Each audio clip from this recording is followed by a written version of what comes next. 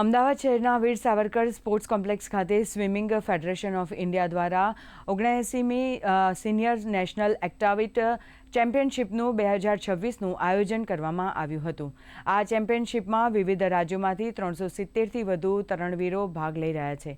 અહીં ઉત્કૃષ્ટ દેખાવ કરનાર ખેલાડીઓની પસંદગી આગામી કોમનવેલ્થ ગેમ્સ તેમજ જાપાન ખાતે યોજાનારી એશિયન ગેમ્સ માટે કરવામાં આવશે।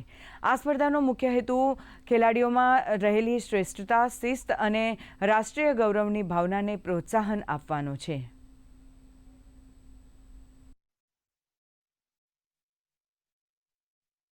આ ઇવેન્ટની અંદર આપણે ગુજરાત રાજ્યના આર્યન નહેરા, જેમણે best Indian time 1500 metre free સ્ટાઇલની અંદર હાંસલ કર્યો છે અને એમણે એ સાથે કોમનવેલ્થ ગેમ્સમાં પાર્ટિસિપેટ કરવા માટેનો સ્લોટ બી પોતાનો કાયમ કર્યો છે।